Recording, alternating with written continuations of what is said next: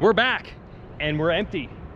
This place has cleared out, although that doesn't mean as much as it does in a normal Supercross race, because this was the most different Supercross race in the entire 45 plus years of this championship. It was the first Supercross run without fans. How significant is that? Well, keep in mind that Supercross really was designed to be motocross that was more fan friendly. The idea of holding one of these races without fans is absolutely counterintuitive to what the sport was designed to be. But such as 2020, it's all messed up, and we just got to do what we got to do. And we decided to do it right here. That is Rice-Eccles Stadium here in Salt Lake City, Utah. And just to add to the weirdness, get used to the look of that building, because the final 7 rounds of Supercross will take place here. And that leads us to the Weege Show. I'm Jason Weigandt. This is all, of course, you know, brought to you by Racetech. Oh, someone in a rental car gonna run me down. Gold valves. Look, you can go to racetech.com to learn about them, or just listen to me. Your suspension will be plusher, more bottoming resistance, and better traction, and gold valves are made and engineered in the USA. I don't know if they're doing a giveaway right now. I don't even remember. Go to the website, maybe. Either way, buy a set for your bike. Now, let's talk about the factors coming into this race. We all knew that the 85-day layoff between races could have a significant impact on the results. Now, we also knew that without fans here and social distancing rules in place, that maybe some other things would be different. So the question was, were those two things going to have a factor in the thing that really matters most, which is the results? Yeah, I understand Supercross is designed to have fans, but when we talk about the races at the end of the night, we always talk about what happens on the floor and not in the stands around it. Well, as far as the atmosphere is concerned, it had a bigger impact than I actually thought. Eli Tomac, for example, explained that he had to get himself pumped up. It was weird to go out there for what would be considered normally the night show, but here it was run at 1 o'clock local time, and we didn't have fireworks, and we didn't have music, and we didn't have laser lights, we didn't have any of the normal pomp and circumstance that you would have at a Supercross race. And Eli said he had to remind himself, this is a points-paying championship race. He had to get himself pumped up. He used the term gladiator feel that you have when you come out for opening ceremonies and the crowd cheers and the stands are packed. Well, they didn't have any of that here. So a lot of the riders, like Tomac said, that part was weird. They had to remind themselves, this isn't practice and it's not a practice day. This is a real race. So that part was a little different. There were some other things. Riders couldn't have their mechanics on the starting gate, but no one I've talked to post-race really thinks that was a huge, huge factor. They didn't have pit boards for the most part, but a few mechanics were able to hold the boards over their head. They were much further from the track, and riders could kind of see them, but a lot of riders don't even care about the pit boards anymore, so that doesn't matter so much. What actually ended up being perhaps a bigger factor, what everyone wanted to talk about after the race, was not the layoff, was not the social distancing rules. It was actually the track conditions. It was bizarre. It's been very hot and very dry out here in Utah, and we ran this race during the day, so as much water as they tried to throw down, the track kept drying out. This was about as crusty, crumbly, dusty, and powdery as I've ever seen a Supercross track. Now, most of the riders said it really wasn't much different than the dirt conditions that they faced in Salt Lake City before, but those conditions are different compared to most Supercross races, and we're at 4,000 feet of elevation. So that was a factor too. But here's the strange part. Let's throw in all those variables, everybody. 85-day layoff, unprecedented. Racing without fans and without opening ceremonies, essentially unprecedented. Maybe they didn't have opening ceremonies in 1974, but otherwise it's pretty standard. And weird conditions and elevation, and guess what? Spoiler alert, the results? Well, let's go this way. In the 250 class, the riders that won the heat races, Shane McElrath and Chase Sexton, they're 1-2 in points. In the main event, they finished 1-2. Third, Garrett Marchbanks, who's now third in points. So the cream always rises.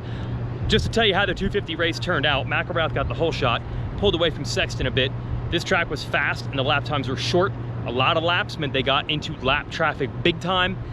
And at one point they were really holding McElrath up, and it allowed Sexton make a run at him. Couldn't quite show him a wheel, and then once Sexton got into those lappers, McElrath pulled back away, and that was it. That's a big win for Shane because he gets it back within 7 points, and Sexton had been the better guy the previous 3 times they had raced. So it's momentum and points now for McElrath, who's always ridden well in this stadium. He says it's not a dirt thing, it's not a elevation thing, he just has happened to have good runs every time they've raced here. But look, you've got to take a little confidence out of that if you're him. As for Marchbanks, no, he didn't follow that Daytona win with momentum 85 days later and repeat with another victory. But McElrath and Sexton are in the prime of their 250 careers. It's still only the second year for Marchbank, so I think you'll take podiums and third in points all season long. And I think the Kawasaki Monster Energy Pro Circuit folks would be happy with that. 450 class, a similar look to the 250s. It was wild and chaotic early on, no doubt about it, but again, the cream able to rise to the top. 85 days off, dry dirt, daytime, heat, elevation, no crowd. Guess who ended up on the podium? The same 3 riders that were on the podium the last time we raced in Daytona. The order was slightly different. In fact, it looked bad for Eli Tomac early on in this one. He actually got passed by both Cooper Webb and Ken Roczen. Meanwhile, up front, you had Blake Baggett leading the way, and right behind him was Justin Brayton. But after a few laps, Tomac kicked it into gear. He got back around Webb, then made short work of Brayton and Baggett and took off. Webb tried to match. He got about 4 seconds back. Second half of the race, Webb did everything he could to try to get that time back on Tomac. They traded a little bit of time in and out of lap traffic, and it ended up getting down to a 3.5 to 3 second gap. But Webb couldn't get any closer than that, and Tomac goes on to take the win.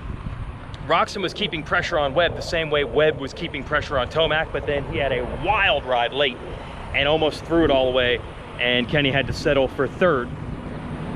Now here's what's funny. I had to leave the stadium after the race to go back to my hotel to do a Zoom call as our post-race press conference, and then come back here so I could shoot this video.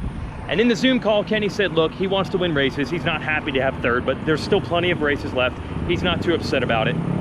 He'll be fine. Webb, he wanted to win. He definitely came in motivated to do it, but at the same time, he tried as hard as he could. He was trying to find that balance of not pushing too hard on a track that was very slippery and dry. He just couldn't get Tomac. Everyone kind of gave it up. Eli was the better guy, not tonight, but today, and takes the victory. So look, everything was weird. Everything was different. No pit boards and no timing and no fans and the music, and the teams were not allowed to commingle at all. You had to be in a group of 10 and stay in your group of 10. Yeah, that was all different. And having 3 months off, super different. But look at who finished up on the podium. It's basically the guys who have been the podium guys all year long in the 250 sans RJ Hampshire, who's just not here. Which just goes to show, the more things change, the more they stay the same. Of all the changes, the only people that really felt them were the fans that probably wished they were here. Maybe in 2021 they're gonna get their chance. But for now, the feeling of emptiness and trucks just sitting here, and it's gonna be Groundhog Day, and this look over and over and over, well, that's what we're gonna be in for the next 3 weeks. The question is, are we gonna be in for any changes? Somehow, the race that should have been the most different of all ended up having results that look shockingly similar to all the quote-unquote normal Supercross races. But as Roczen said, you can't get discouraged with a third and losing a few points to Tomac tonight. There's a lot of racing left, and you certainly can't count on things always ending up the same, no matter how much they change. That's it from Rice Cycle Stadium. Wish you were here, fans. Now I gotta go back to the hotel and do some more work again. Check out Race Tech when you're on your computer, like I'm about to be.